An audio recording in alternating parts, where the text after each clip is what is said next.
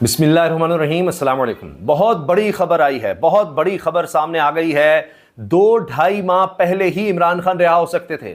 जी हां, ये breaking news है, बहुत बड़ी खबर है, अंदर की खबर है, हम आपके सामने रख रहे हैं। 2-2.5 माह पहले ही इमरान खान रिहा हो सकते थे और ये बात कोई और नहीं, इमरान खान ने खुद कही है। कही किसको है ये बात? इमरान खान ने अली बिन गंडापुर को कही है, वज़ीर आला खैबर पख्तूनख्वा को कही है। लेकिन अब वो कौन शख्स है, वो कौन सा करैक्टर है, वो कौन सा किरदार है जिसने इमरान खान की रिहाई आज से 2-2.5 माह पहले नहीं होने दी? ये बहुत बड़ी बात है। अब मामला कहां तक पहुंचे हैं इस पर भी बात करेंगे। क्या अब इमरान खान की रिहाई वो जो 2-2.5 माह पहले थी नहीं हो सकी और अब दोबारा काम डिले हो गया है? किस वजह से ये सारा कुछ हुआ, कौन है, किसने क्या किया, इस सब पर हम बात करेंगे। इसके साथ साथ ये भी बड़ा अहम इस वक्त मंसूबा है हुकूमत का कि एक तरफ हम मंसूर अली शाह का रास्ता रोकें, उनको चीफ जस्टिस ना बनने दें। हर सूरत में मखसूस नशिस्तें अगर नहीं आती तो प्लान बी सी बड़े बनाए हुए इन्होंने।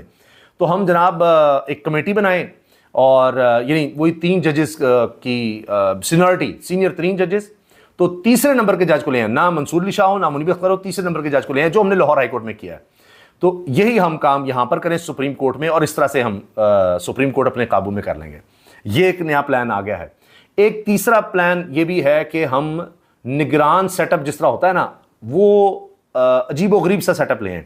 इसको निगरान तो नहीं कहेंगे, नाम निगरान का ही देंगे, लेकिन ये उसी तरह उसको लंबा खींचेंगे और टेक्नोक्रेट्स की गवर्नमेंट ले आए। जिस तरह अभी आपने देखा मोहम्मद अली साहब भी आ गए हैं, वही मोहसिन नकवी हैं और गौहर एजाज जो पुराने थे वो एक्टिव हुए हैं। इस किस्म के लोग ले आए। अब इसमें आप हैरान होंगे कि इस सेटअप के लिए नून लीग और पीपल्स पार्टी भी तैयार है ना दिलचस्प बात कि हमारी हुकूमत जाती है जाए तो नया सेटअप कोई और आ जाए। भाई आपकी हुकूमत जा रही है तो इसके लिए क्यों तैयार है? ये इस वक्त बड़ी अहम खबरें हैं जो हमने आपके सामने रखनी है, डिस्कस करनी है। पहली चीज़ ये कि इमरान खान साहब से जो इस वक्त मामला चल रहे हैं, वो हम आपसे बात भी करते रहते हैं, वो रुके नहीं हैं और इसकी तस्दीक अब आखिरकार हो गई। वज़ीर आला खैबर पख्तूनख्वा अली बिन गंडापुर जो इन मामला को लेकर चल रहे हैं, आगे पीछे हो रहे हैं, उधर से पैगाम पहुंचाया, इमरान खान को लेकर उधर गए, उधर से इधर लेकर आए, ये सब वो चला रहे हैं। उन्होंने खुद ये कह दिया कि इस्टेब्लिशमेंट के साथ बातचीत चलती रहती है लेकिन कोई हतमी नतीजे पर नहीं पहुंची, और जब तक कोई हतमी नतीजे पर नहीं पहुंचती, कोई चीज़ बिल्कुल क्लियर नहीं हो जाती, तब तक आपके सामने नहीं ला सकते। बस वो बातचीत होती रहती है। तो अभी तक वो कोई नतीजा खेज साबित नहीं हुई। ये बात उन्होंने खुद की है। अब हुआ क्या?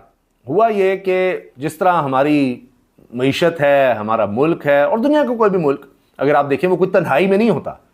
कोई मुल्क जो ताकतवर मुल्क हैं उनमें आप क्या हम असर रसूख कहेंगे, लेकिन इंटरनल पॉलिटिक्स में उनकी जियोपॉलिटिकल सिग्निफिकेंस या इंटरनेशनल पॉलिटिक्स उसका असर होता है। दोस्त ममालिक क्या सोच रहे हैं, किस तरह की उनकी सोच है, उसके भी असरात होते हैं। लेकिन ज़्यादा तो यह है कि वो पूरी कौम किस तरफ खड़ी है, असल वो बात होती है। तो बहरहाल अब ये बात भी क्लियर है कि इस वक्त सबसे पॉपुलर जमात, और ये तो सब मानते हैं तहरीक इंसाफ है, सबसे पॉपुलर इमरान खान है। ये बात दोस्त ममालिक को भी पता है और वो बार बार कहते हैं जी इस्तेहकाम लेकर आए, इस्तेहकाम लेकर आए, फिर मईशत ठीक होगी। अब इसमें दोस्त ममालिक में हमारे हमेशा सऊदी अरब का बड़ा अहम रोल रहा है, चीन भी है। अगर आप देखें तो चीन की इस्टेब्लिशमेंट के सबसे ज़्यादा करीब पाकिस्तान में अगर कोई शख्स है तो ये मैं आपको ओपनली कह रहा हूँ, वो मुशाहिद हुसैन सैयद हैं। उनके आप बयानात देख लीजिए, वो कह रहे हैं जी ये बड़ा गलत कर रहे हैं, ये इमरान खान की गवर्नमेंट बननी चाहिए, ये सब वो बातें कर रहे हैं।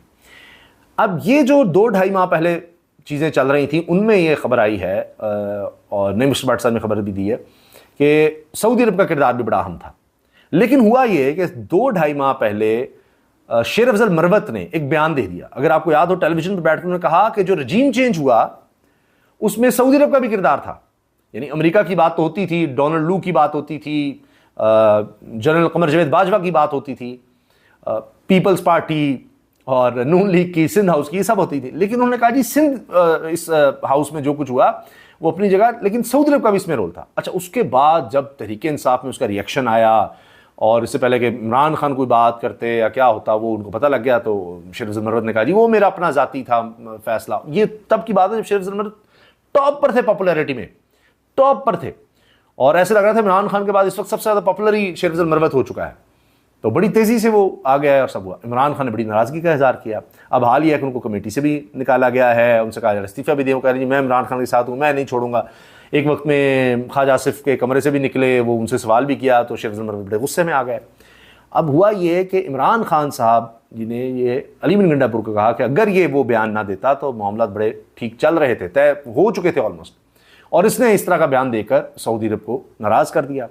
और ये फिर कुछ ऐसे तो नहीं हुआ, यानी उन्होंने इस तरह का बयान टेलीविजन पर जाकर ये दे दिया, क्या उनको नहीं पता इसके क्या असरात होंगे। तो इसलिए फिर खदशात ये हैं कि उन्होंने यानी किसी वजह से कुछ जानबूझकर या किसी के कहने पर कि क्या हुआ, ये सारे मामलात उन्होंने ख़राब किए, ख़राब करवाए, तो किसी के कहने पर किया या जिस तरह भी किया, तो वहाँ से फिर ये चीज़ें हुई कि जी इनको देखा जाए, फिर हटाया जाए। और अली बिन गंडापुर कह चुके हैं कि इमरान खान के कहने पर ही ये शेख अफजल मरवत के खिलाफ कार्रवाई हुई हैं, इमरान खान के नोटिस में है एक चीज़। तो ये कहानी सामने आई है। बाज़ लोग रऊफ़ हसन का भी कहते हैं कि उन्होंने भी बहुत सी बातें की हैं, बहुत से लोगों को बताया है, ये है वो है, लेकिन अब रऊफ़ हसन साहब के ऊपर दहशतगर्दी का मुकदमा हो गया, अब उनको आज रिहा भी कर दिया गया। एक बड़ी रिहाई है, बड़े वो कमज़ोर नज़र आ रहे थे, उन पर जिस तरह का हमला हुआ और उनका आपने देखा चेहरा छील दिया गया, वो भी सबके सामने है। बातें ये भी हो रही हैं, क्लियर हो जाएंगी चीज़ें, लेकिन बहरहाल अभी तो ये हम कह सकते हैं एक बड़ी रिहाई है, जिस तरह से उनके ऊपर मुकदमे बनाए गए, जो कुछ हुआ। तो जो तहरीक इंसाफ के हालात हैं, अभी ज़ाहिर ट्रस्ट डेफिसिट भी है, नहीं समझ आ रही क्या होगा, क्योंकि इमरान खान खुद जेल में है। अब जेल से उन्होंने एक पैगाम भी भेजा है, वकला से जो मुलाकात हुई है उसमें उन्होंने कहा है कि जो कुछ बांग्लादेश में हुआ इसकी वजह है जुल्म और जबर। इतना जुल्म और जबर फिर होता है तो फिर लोगों की जब बर्दाश्त से बाहर हो जाता है, तो वो आपने देखा। तो पाकिस्तान में भी जो कुछ किया गया 8 फरवरी से पहले, पिछले 2.25 साल में जो हो रहा है, तो 8 फरवरी को लोगों ने उस पर एक रद्द-ए-अमल भी दिया। अगर अब भी लोगों की बात को नहीं माना जाता तो फिर आप देखिए कि अगर जुल्म और जबर और फसादियत रहेगी तो फिर हाथ किसी तरफ भी जा सकते हैं। ये इमरान खान ने ये बात की है अपने वकला से, जो जेल में उन्होंने अपने वकला से मुलाकात की है। तो ये जनाब इस वक्त लेटेस्ट बात है कि किस तरह से ये सारा कुछ हुआ। इमरान खान की रिहाई 2-2.5 माह पहले हो सकती थी। हमारे ज़राए अभी भी यही कन्फर्म कर रहे हैं कि 27 अगस्त ही तारीख़ है। हम पिछले कई दिन से आपसे अर्ज़ कर रहे हैं, और 27 अगस्त तक इमरान खान की रिहाई या रिहाई की तारीख़ आ सकती है। वो आगे अब सितंबर में 10-12 दिन आगे जाएं, ये देखा जाएगा, लेकिन 27 अगस्त पर आपने नज़र रखनी है। और इसकी एक बहुत बड़ी दलील ये है कि जितने अब रहनुमा हैं तहरीक इंसाफ के, वो सितंबर की बात कर रहे हैं कि हम डडियाला जेल का रुख कर लेंगे। ये अभी क्यों कर रहे हैं वो कि हम डडियाला जेल चले जाएंगे, सितंबर तक अगर इमरान खान रिहा ना हुए, सितंबर तक रिहा ना हुए। असद कैसर कह रहे हैं दिसंबर में हमारी हुकूमत होगी। इमरान खान की बहन कह रही हैं अलीमा खान साहिबा कि अब मैं ज़मानत के लिए कोई दरख्वास्त नहीं दूंगी, जिसने करना है गिरफ्तार कर ले। हमाद अजहर कह रहे हैं जी मैं मंजर आम पर आ रहा हूँ, कर ले मुझे गिरफ्तार। रऊफ़ हसन है तो वो रिहा हो रहे हैं। तो चीज़ें आप देख लीजिए किस तरफ जा रही हैं। बाकी वो जो मनसूबा है उसकी भी दलील मैं आपको बता देता हूँ कि नैयर बुखारी साहब ने पीपल्स पार्टी की तरफ से कहा कि जी फिर इलेक्शन करवा लें, असम्बलियाँ तोड़ दें। वज़ीर आज़म साहब उन्होंने ऐसे नहीं कहा, ये दोनों सब इकट्ठे हैं, पीपल्स पार्टी नून लीग। अब नवाज शरीफ साहब कहाँ हैं? खामोश हैं, कहीं नहीं नजर आ रहे, कोई बात नहीं, कोई बयान नहीं। अब वो भी निकलना चाहते हैं सिस्टम से कि ये तो बांग्लादेश वाला हाल हो जाएगा, शेख हसीना वाला हाल हो जाएगा हमारा, उससे पहले निकलो। अब वो निकलते हुए उनको ये है कि इमरान खान आ जाएगा, लिहाजा अब ये बात हो रही है कि कोई टेक्नोक्रेट सेटअप आ जाए, पीछे से उसको इस्टेब्लिशमेंट की सपोर्ट हो जाए, ताकि इमरान खान ना आए बस, और वो फिर चलता रहे और जिस तरह पहले है उनकी सपोर्ट रहे, ठीक है, हमें कुछ नहीं कहा जाएगा। फिर कुछ अर्सा ये सारा कुछ ज़रा लोग महंगाई वगैरह भूल जाएंगे और उसके बाद फिर कोई हम नई डील बनाकर फिर आ जाएंगे।